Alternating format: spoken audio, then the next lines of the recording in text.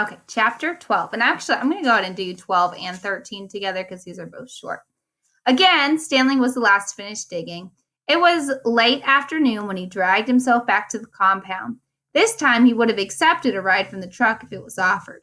When he got back to the tent, he found Mr. Pendensky and the other boys sitting in a circle on the ground. "Welcome, Stanley," said Mr. Pendensky. "Hey, caveman, did you get your hole dug?" said Magnet. He managed to nod. "You spit in it?"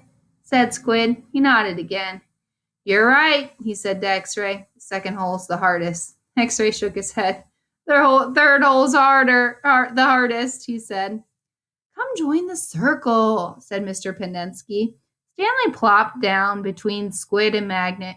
He needed to rest up before taking a shower. "We've been discussing what we're going to do with our lives," said Mr. Pendensky. "We're not going to be at Camp Green Lake forever. You need to prepare for the day that you leave here and join the rest of society." "Hey, that's great, Mom," said Magnet. "We're going to finally let us out. They're going to finally let us out of here?" The other boys laughed. "Okay, Jose," said Mr. Pendensky. "What do you want to do with your life?" "I don't know," said Magnet.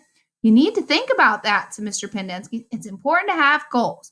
Otherwise, you're going to end up right back in jail. What do you like to do?" "I don't know," said Magnet. "You must like something," said Mr. Pendensky. "I like animals," said Magnet. "Good," said Mr. Pendensky. "Does anybody know any jobs that involve animals?" "Veterinarian," said Armpit. "That's right," said Mr. Pendensky. "You could work for a zoo," said Zigzag. "He belongs in a zoo," said Squid, and he and X-Ray laughed. "How about you, Stanley? Any ideas for Jose?" Stanley sighed. "An animal trainer," he said, "like for circus or movies or something like that." "Any of those jobs sound good to you, Jose?"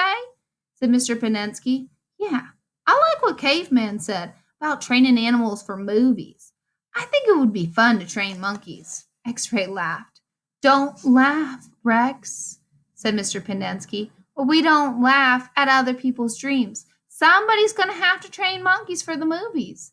"Are you kidding, Mom?" said X-Ray. "Magnet's never going to be a monkey trainer." "You don't know that," said Mr. Pendensky. "And I'm not saying it's going to be easy. Nothing in life is easy. But that's not a reason to give up. You'll be surprised what you can accomplish if you set your mind to it. After all, you only have one life, so you should try to make the most of it." Stanley tried to figure out what he'd say if Mr. Pendensky asked him what he wanted to do for his life. He used to think he wanted to work for the FBI, but it didn't seem appropriate place to mention that. "So far, you've all done a pretty good job messing up your lives," said Mr. Pendensky. "I know you think you're cool." He looked at Stanley. "So, you're cavemen now, huh? You like digging holes, caveman?" Stanley didn't know what to say. "Well, let me tell you something, caveman. You're here on account of one person. And if it wasn't for that person, you wouldn't be digging holes in the hot sun. You know who that person is?"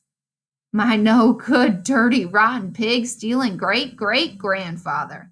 The other boys howled with laughter. Even Zero smiled.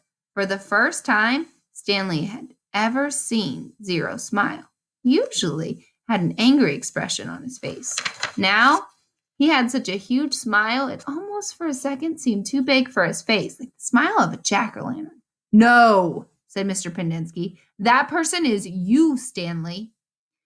You're the reason you're here. You're responsible for yourself. You messed up your life, and it's up to you to fix it. No one else is going to do it for you. For any of you." Mr. Pendensky looked from one boy to another. "You're all special in your own way," he said. "Y'all got something to offer. You have to think about what you want to do, then do it. Even you, Zero. You're not completely worthless." The smile was now gone from Zero's face. "What do you want to do with your life?" Mr. Pendensky asked. Zero's mouth shut tight. He glared at Mr. Pendensky.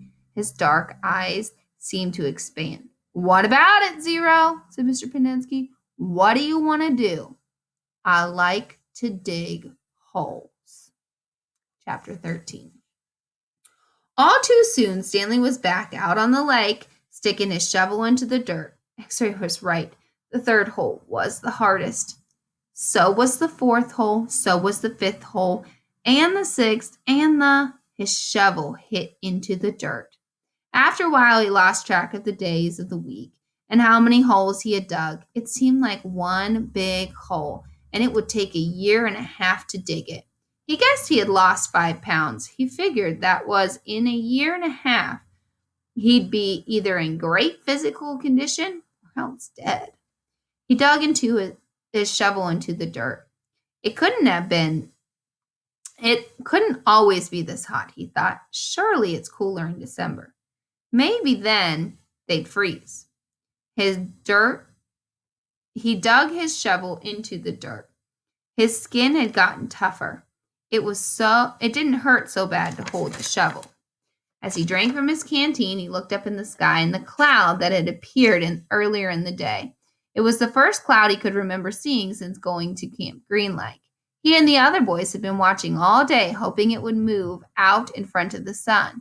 Occasionally it got close, but it was just teasing them. His hole was waist deep. He dug his shovel into the dirt. As he dumped it out, he thought he saw something glisten as it fell into the dirt pile. Whatever it was quickly buried. Stanley stared at the pile a moment, unsure if he'd even seen it. Even if it was something, what good would it do him? He promised he'd give anything he found to X-ray. It didn't seem worth the effort to climb out of his hole and check it out. He glanced up at the cloud, which was close enough to the sun that he could squat into it. He dug his shovel back into the earth, scooped out something from the dirt, and lifted up over his dirt pile. It seemed to be but instead of dumping it there, he tossed it off to the side. His curiosity had gotten the better of him. He climbed out of his hole, sifted his finger through the pile until he felt something hard, metallic. He pulled it out. It was a gold tube, about as long as wide, and with as a second finger on his hand. The tube was open at one end and closed at the other. He used a few drops of his precious water to clean it.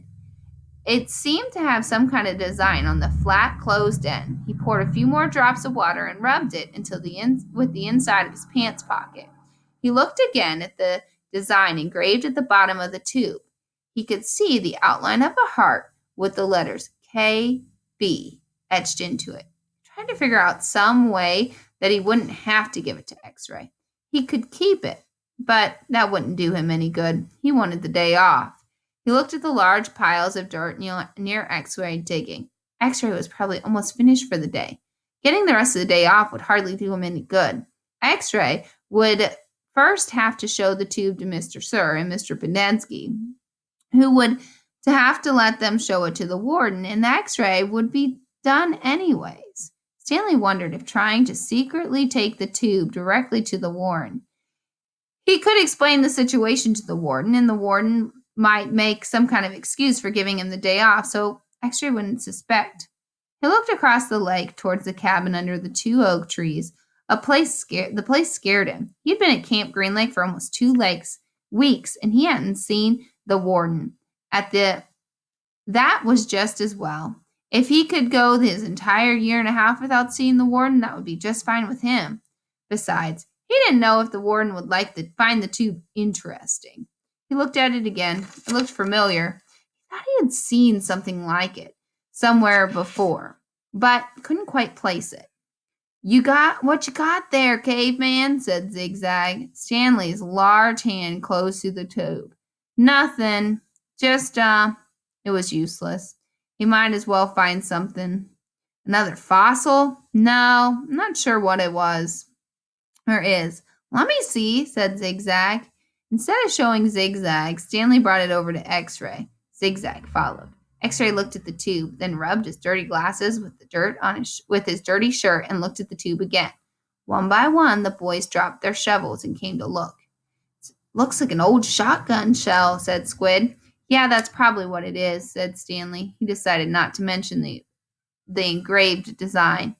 Maybe nobody would notice. He doubted X-ray could see it. No, it's too long and thin for a shotgun cell, said Magnet. It'll probably be a piece of junk, said Stanley. Well, I'll show it to Mom, said X-Ray. See what he thinks. Who knows? Maybe I'll get the day off. Your hole's almost finished, said Stanley. Yeah, so? Stanley raised and lowered his shoulders. So? Why don't you wait till tomorrow to show it to Mom? He suggested. You can pretend like you found it first thing in the morning. Then you get the whole day off instead of just an hour or so this afternoon. X-Ray smiled. Good thinking, caveman. He dropped the tube into his long pocket of the right leg of his dirty orange pants. Stanley returned to his hole. The water truck came. Stanley started to take his place at the end of the line, but X-Ray told him to get behind Magnet and in front of Zero. Stanley moved up one place in line.